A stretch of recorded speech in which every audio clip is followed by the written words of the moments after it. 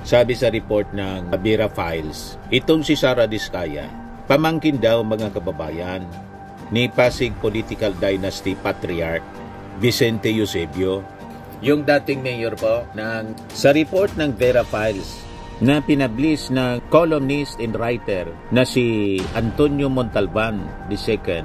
Idinitalye nito kung paano si Eusebio, si Enting Eusebio, dating Pasig City Mayor, kung ba nasagot niyo po yung mga tanong ng senator? Would you like to clarify something to the public? Would you like to clarify something po? 2016 onwards. In 2017, how much? Nagbabagang mga balita at pagtalakay sa mga isyu na lipungan. Bulsa! Opinyon, banat at paglalantad sa katotohanan. Bulsa! What you see is what you get. You decide. Ito mga kababayan, si Dante Maravillas. Dito muli tayo sa ating podcast, Live with Dante M. Pag-usapan natin yung buhay ni Diskaya, Sara Diskaya, kasi may na-reveal.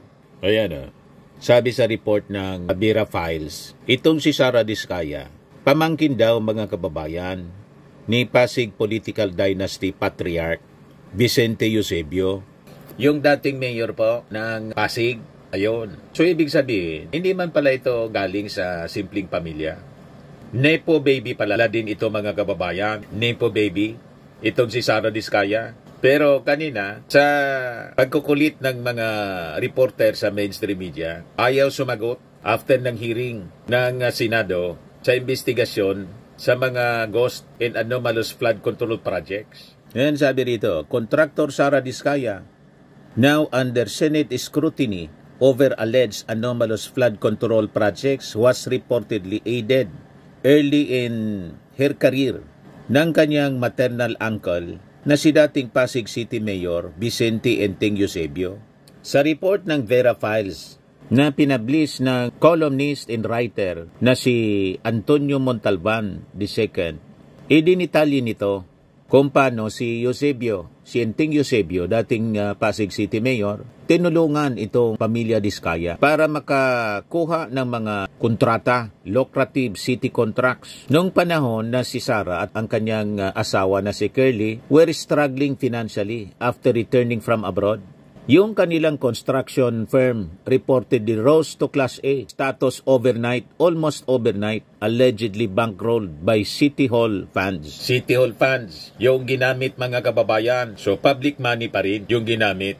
Parang yung kanilang admission na ano yung naging gateway ninyo, sabi ni Julius Babaw, para yumaman nang mag-DPWH kami. Nasabi ni Sara Diskaya, nakapasok sila sa DPWH ng mga contracts. 2012 na, pero 2016, panahon ni Digong, nang magkaroon sila ng mga flood control projects. So alam na, nagkalaglagan mga kababayan. Biglang kumambyo si Bato. Si Bato yung nagtanong, sabi ni Diskaya, si Sara Diskaya, 2016 onwards niya. Sabi ni Bato, sigurado ka niya? Mamaya, i-replay ko sa inyo yung pagtatanong doon sa Senate investigation. So sabi rito, the report further linked the Diskaya's expansion to subsequent mayors from the Eusebio clan, particularly Sara's cousin Robert Bobby Eusebio, who allegedly awarded them more projects through multiple construction firms. The expose suggested that the Diskaya's wealth and political ambitions, including Sara's failed 2025 mayoral bid, are tied to the Eusebio's dynasty. Eusebio dynasty's decades-long grip on Pasig. Montalban argued that the government should consider delisting all Diskaya-owned firms from public projects and pursue plunder cases. Kaya sabi ng mga nag-react, kunwari nagulat kami. Siyempre, kilala na to, mga kababayan sa kanilang lugar, kung sino itong pamilya Diskaya. Sabi ni Isauro, I think this is common knowledge among Pasig residents. National Intel still catching up with years of exploit and corruption through the LGUs. Sabi ni Bing Rillosa, sikat pala talaga, mga Sara, may BP na may kontraktor pa, saan pa kaya sila sisikat? Ngayon, after ng hearing kanina sa Senado, investigasyon sa Senado, pinagkagaluhan ng mga reporter si Sara Diskaya. Ayaw magsalita, biglang napipi. Nasagot niyo po yung mga tanong ng senator. Would you like to clarify something to the public? Would you like to clarify something po? Uncle niyo raw po si Mayor Eusebio, ma'am. Uncle niyo raw po si Mayor Vicente Eusebio. Is that why you got the DPWH projects, ma'am?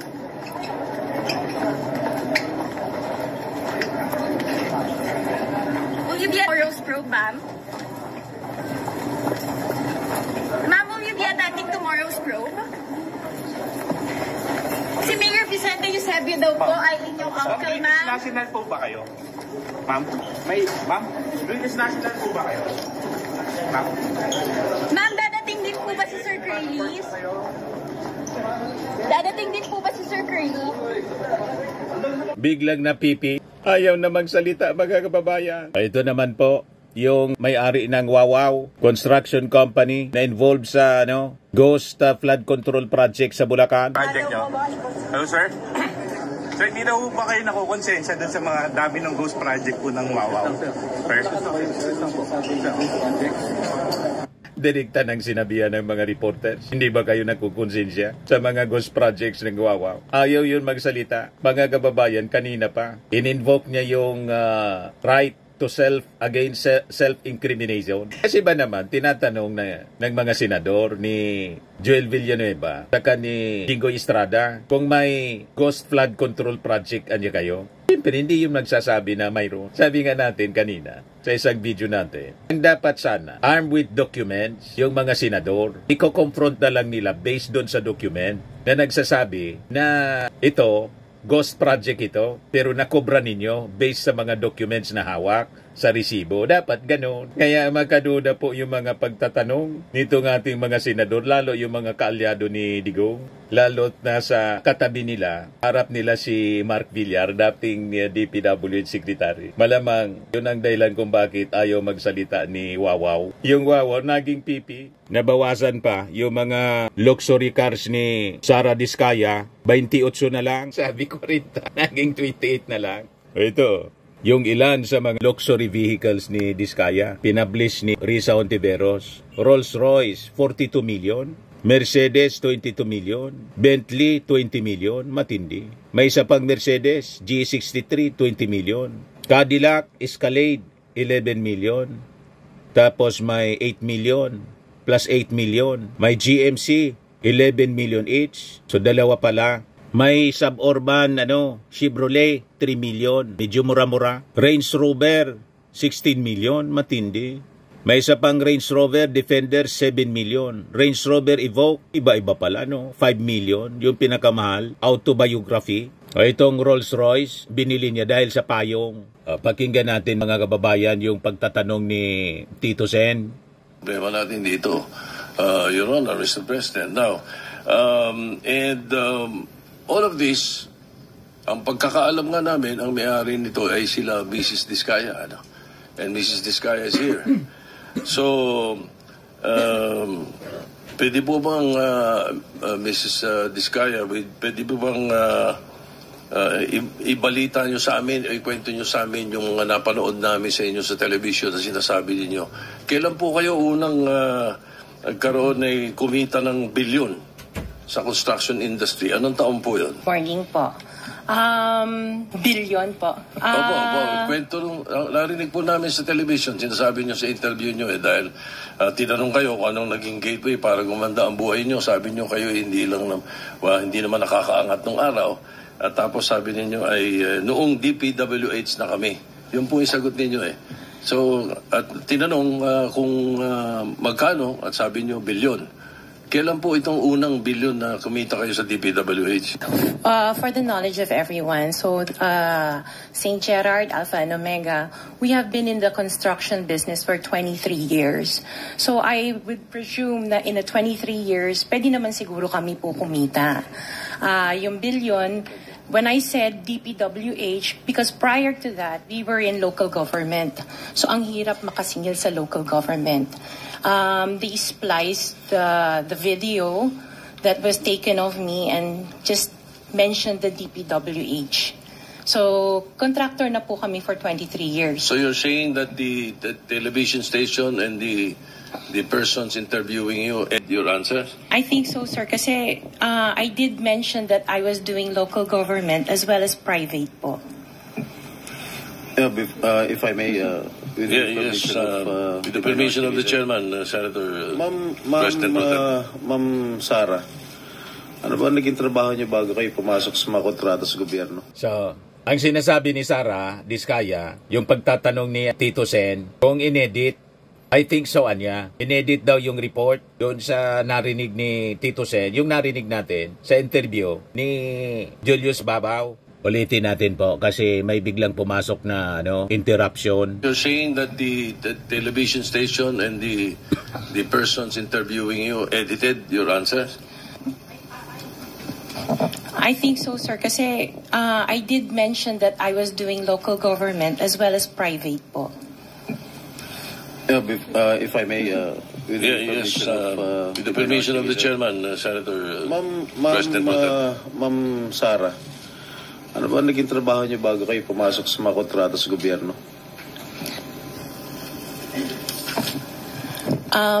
My father was a contractor before. Pero yes po, for LGU po. LGU, and then ako I worked sa ibang bansa. Yun po. Anong work mo sa ibang bansa? I was a dental receptionist and an orthodontic nurse. So you are a doctor? Nurse? No po. Yung asawa mo, ano trabaho? He works sa isang development corporation, and him and his brother were parang private contractors sa subdivision namin. Paano kayo? How were you enticed to join the mga kontrata sa TPWH? Who influenced you? Wala naman po. Nakita namin on PhilJeps na may mga projects na pwede palang mag-join. So we joined the bidding na we know that we were qualified for. Alright, Mr. Chair, I would like to reserve all my questions if my turn comes already. Thank you, Mr. Chairman, to continue. Senator, Mr. Chairman. Mr. Chairman, okay, with the permission of the Minority Leader. So, the Minority Leader. Ma'am, Si Bato. very clear man yun sa video na sinabi mo.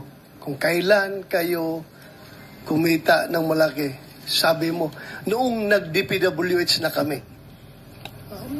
Ngayon, gusto mong i-attribute yung wealth ninyo going back noon pa sa tatay mo, noong nagsimula kayo ganon. Pero very clear, the video won't lie. Sinabi mo, noong nag-DPWH na kami. Yes po. So, kailan ba kayo nag-DPWH? Parang sometime in 2012, nag-start kami with DPWH. Can you be definite with your answer? Parang 2012? Oh, please, because you are under oath, please. Yes po. Make sure of your answers. Sometime in 2012, we started with DPWH. We started with joining biddings. Pero prior to that, we were with local government.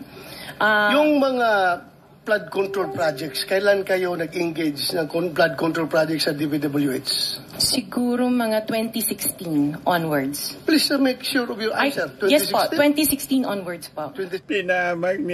Pinamag ni Bato de la Rosa yung previous administration, yung amo niya, 2016 umupo, pati si Mark Villar. So, kumorner ng mga flood control projects. Itong si Sara Diskaya, yung kanyang company, construction company, noong 2016, napaamin ni Senator Bato. Malamang si Senator Bato ngayon, nagsisisi kung bakit na itanong niya yon. Pinamag niya po yung previous administration. Tingin ko, di ba sabi niya, guided by the Holy Spirit daw siya. Malamang yung dila ni Senator Bato na impluensya ng Holy Spirit. Kaya itanong kung kailan nagsimula na makakuha ng mga flood control projects. 2016 na niya onwards. Panahon ni Digong. Pagkaupo mismo, mga kababayan ni Digong. Ayan, no? 16 onwards. Yes po. 2016 onwards. may follow-up Yeah, yes, sir. Okay. Go ahead, sir. Go ahead. Alright. Parang malunok yung kanyang dila po. Hindi na nag-follow up. Paano? Nasabi na, 2016 onward. Biglang bat-in si Tito Sen. Kasi based on your... Una sa lahat, who would like to clear the... Baka inagaw bigla para hindi na mabawi yung sinabi mga kababayan ni Diskaya at hindi na maka-follow up nang tanong si Bato de la Rosa na pwedeng ilayo sa direksyon na natumbok mga kababayan ng naging response ni Sara Diskaya 2016 onwards para hindi na mabago. Inagaw na ni Tito Sen. Magaling sa ganyan po si Tito Sen. Ayos na yan. Tuldukan na natin. 2016 onwards na paamin na. 2016 onwards pala, mga kababayan. Kinurner ng pamilya Diskaya yung mga kontrata sa flood control panahon ni Digong. So that we're asking you this, and centering on you at the start. Ganon din ang gagawin namin takbo doon sa ibang mga kontratista rito na naibitin natin na nasa top 15 ng presidente. Nasa top 15 ng presidente, may mga flood control projects, mayroong guni-guni, mayroong ghost, mayroong nagawa, may nagawang palpak, okay, may nagawang tama. Ngayon, tapos marinig namin yung kwento sa television na tungkol doon sa sinasabi nyo na napakarami ninyong kinita at ika nga sa DPWH to 2016 kayo nag-umpisa sa DPWH. Pero yung mga pinakitang mga sasakyan ninyo ay 2022, 2025, 2024. In-emphasize pa mga kababayan, 2016 na niya. 2016 kayo nagsimula. Pero yung mga nabili ninyo, 2022 niya, 2025, 2024. Sabi ni Tito Sen. So, lately, yung matindi, hindi po ba, na mga income ninyo? Mga anong taon kaya sa tingin ninyo? What year would you say that you were able to engage or able to get projects from the DPWH for flood control projects? What year? Yun nga po, nag-start kami makakuha ng pailan-ilan, pero 2016 po onwards po. Yes. Inulit. Ibig sabihin, yung mga binili niya ng mga luxury cars, nakuha niya 2016 onwards na income. Galing sa mga kontrata from 2016 onwards hanggang sa present. You see, mga kababayan, yung interview yon 2024, yung interview ni Julius Babaw saka ni Corina Sanchez. Kasi nga, tatakbo siya for mayor ng Pasig City. Ipinagyabang yung mga kayamanan, pati yung bahay na Malapalasyo. Ito na ngayon. In hot water, mga kababayan. 2016 onwards. In 2017, how much did you pay the BIR on your income tax? Sorry, I don't have the data on me right now kasi I have an accountant that handles that po. But I can get it for you. Yes, please. May we request that yes, po. We find out how much your income taxes were paid from that time, 2016 to the present. No? Okay, po. All right. Now, Mr. Chairman, in 2015, St. Gerard, which you own also, no, Mrs. Diskaya, was suspended by the DPWH. In 2020, they were blacklisted by the DPWH. However, St. Gerard's pickup license was renewed and is valid from July 1, 2023 to January 28, 2026. For St. Timothy, which you also own, it was found out by the President that the 2023 Bulacan River project amounting to 96.4 million was deemed completed even in more than 200 meters of revetment were not built. St. Timothy's pickup license was also renewed 2025 to 2027. So, Engineer Takay, what is the basis for the renewal despite the issues in their previous projects? May mga kasabot talaga po sa DPWH hanggang sa present. Kaya yung utos ng ating Pangulo, una, pinalitan niya si Secretary Bunuan kasi na-pressure na siguro nag-resign. Pinalitan ni Vince Dizon. Ang utos ng Pangulo, mag-submit lahat ng courtesy resignation. Lahat ng mga opisyal, from USEC hanggang sa mga district engineers. Total cleansing ang gagawin po kasi infected ng mga masasamang loob ng mga sindikatong kriminal ang buong DPWH. Departamento ng pagnanakaw ng walang hanggan. Kakutsaba yung mga contractors. Pero siyempre, mga kababayan, may mga politiko na nasa likod. Hindi pa namin-mention dito kung sino-sino yung nasa likod na politiko. Baka hindi lumabas dito kung sino yung mga sangkot na congressman, senador, pero may independent commission po na bubuuin ang ating Pangulong Bongbong. Kaya wala silang lusot. Pag itong Senate investigation, lumihi sa dapat na tumbok. May independent commission po na magsasagawa ng investigasyon. Kaya don't worry. Engineer Takay, can you not answer? You're the chairman. Bakit itong executive director ang pinasasagot niyo na pinasasagot? Yeah, the blacklist that was issued by the DPWH, Your Honor, nandito pa rin si Dunoan. Limitations. So, once a notice that the project has been completed, then the blacklist is lifted. And PICAB actually limit of responsibility is we can only institute disciplinary action upon a complaint or a verified violation. Yan na PICAB, kasama yan mga kababayan na pinaparisapol ng ating Pangulong Bongbong Marcos. Ang PICAB, ang ibig sabihin, Philippine Contractors Accreditation Board. Kasi yung iba dyan na members ng board, contractor din, conflict of interest, sabi ni Ping Lacson. Ganon katindi. Ibig sabihin, pag walang nagko-complain, sige lang na sige. Mr. Chair. That is the limit of our responsibility, Your Honor. The IRR, Section 4.2 states that disqualification under letter CA, involvement in any construction, malperformance of grave consequence. PICAB, under this section, hindi sila, are they not disqualified for renewal?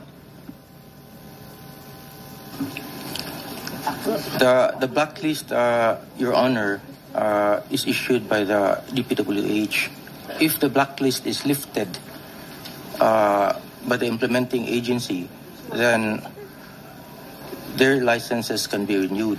However, we also have another mechanism that if there is a verified complaint or complaint from the LGUs or from the implementing agency, then we hear the case and then apply the penalties that are commensurate to the offenses that are being committed. For example, Your Honor, the DOLE reports to us a lot of infractions that are committed by contractors, such as unlicensed contractors implementing construction work, unsafe practices resulting in the death of people in the workplace, and we act upon that immediately. In fact, Your Honor, we submitted upon the request of the BIR, we submitted last July 25 our transmittal regarding the request for the documents of the construction group of Diskaya, because if and when the Bureau finds out that their papers are not actually compatible to the papers that are submitted at the PICAB, then we will suspend or revoke all of their licenses automatically because there is now complaint. And we have communicated with the Bureau. In fact, I have met with Commissioner Lumagi once, and we have responded to their letter And along with our letter, we have submitted reams of... O ngayon, si Jinggoy, pakinggan natin yung mga pagtatanong ni Jinggoy. Tapos na yung 5 minutes mo. Diskaya, Sarah. It is common knowledge that you own 9 companies. Namely, St. Gerard, St. Timothy, Alpha and Omega, Elite General Contractor and Development Corporation, St. Matthew, Great Pacific Builders, YPR General Contractor, Amethyst Horizon Builders, and Waymaker OPC. Am I correct? Hanggang ngayon, up to now, you own these 9 construction companies? Yes po. All right. Since you started securing contracts from the DPWH, since kailan kayo nag-umpisa? 2012? DPWH? Yes. Yes po, 2012. Pag-usapan muna natin yung 2022 hanggang 2025. Ilan na po yung naging projects nyo sa DPWH? Marami na po. Ilan nga?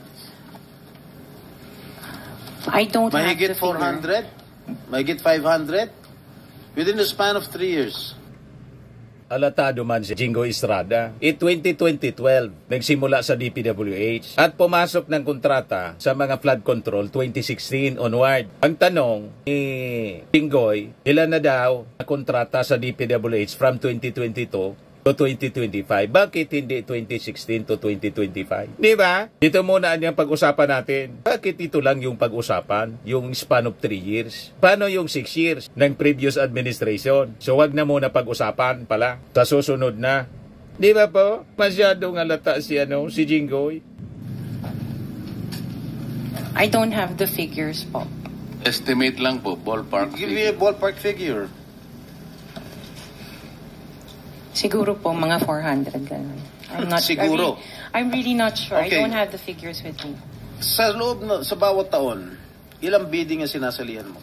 So mga 400 in 3 years. Kung 6 years ilan from 2016? Dapat yun ang tanong para malaman natin kung saan tumiba, pumorner ng maraming kontrata sa flood control. Kasi po, ang naipagawa ng previous administration, 13,000. More than 13,000 flood control projects. Ang present administration, 9,000. So malamang sa 6 years period ng previous administration, mas marami yung nakuhang kontrata ni Diskaya sa flood control. Kaya lang, ang gusto lang na malaman muna ni Jingo, yung 2022 hanggang 2025. Di ba halata?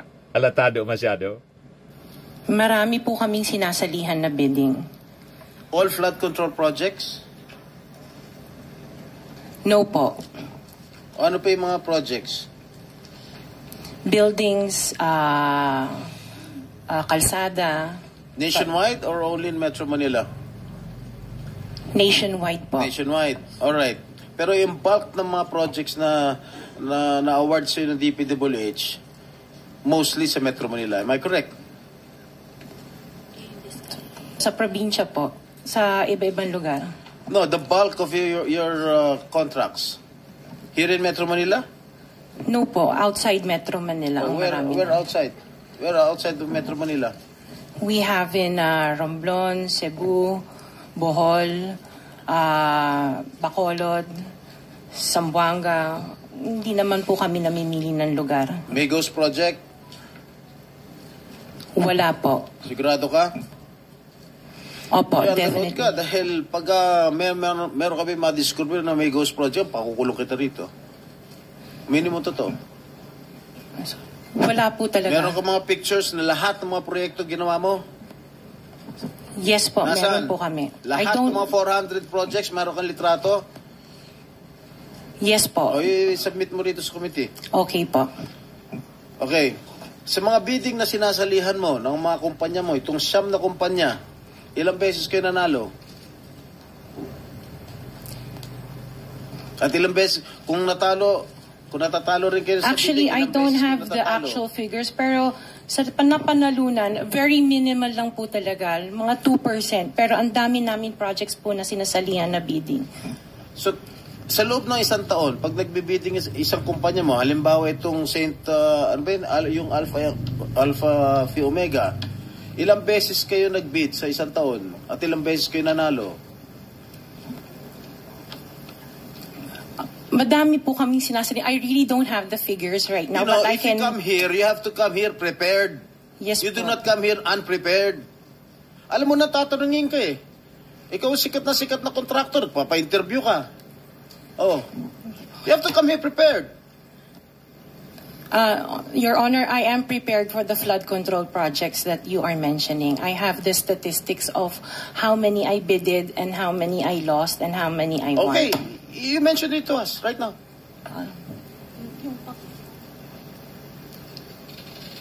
2022, I bidded for 491 projects. This is just for the flood control, Your Honor. How many projects for 491. 491.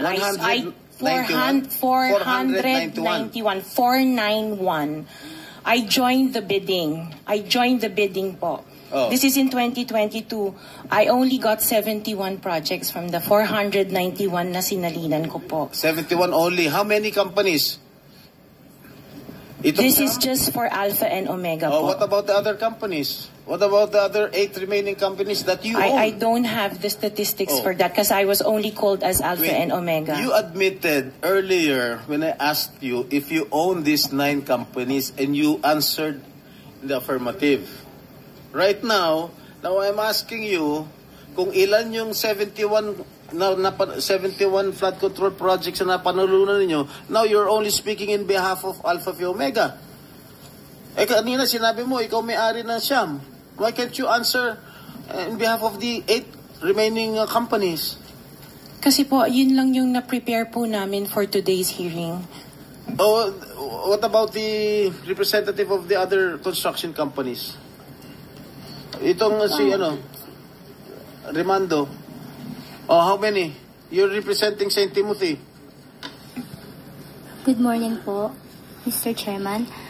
For St. Timothy Construction po, we have 145 projects. Flood control projects? Yes, Mr. Chair. Since 2022. Up to the present, as we speak, 122. 145. Excuse me? 145, Mr. Napanalunan, ang na-award sa inyo, 145 flood control projects. Napanalunan nyo yan. Yes, Mr. Chair. So, all in all, dun sa 8 companies, ilan? Dun sa 9 companies, hindi nyo alam? Out of the 400, maybe, who can answer my question from the DPWH? Maybe they have words there. With the indulgence of the SP Pro Temp. Yeah. Yes, Senator. Kaugnay nung pagtatanong ni SP Pro Temp sa ngayon, gusto kong makapag-flash ng screenshot po nung Siyam na calling cards, nung Siyam na kumpanyang iyon. Calling card po ni Mr. Curly Discaya, na asawa po ni Ms. Discaya. So, mag-asawa po, dapat alam po nila in greater detail itong mga kumpanyang ito. Ito po, Mr. Chair, SP Pro Temp. Siyam na calling cards nung Siyam na kumpanya, lahat sa pangalan ni Pacifico o Curly Discaya.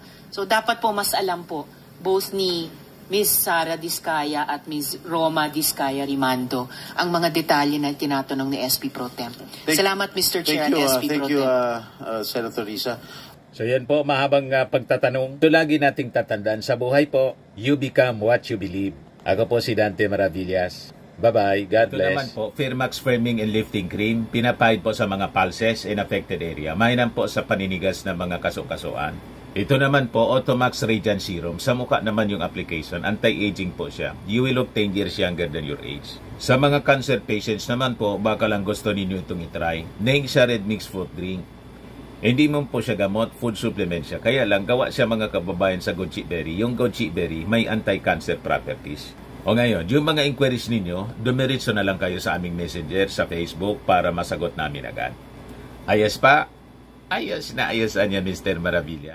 But anyway, ito po pala yung aming bagong product na binibenta online. I am worldwide amazing pure organic barley powdered drink mix from Australia. Negosyo to ng aking anak. na architect entrepreneur Riz Maravillas. Ayan po. Kontakin na lang po ninyo siya, Riz Maravillas on Facebook.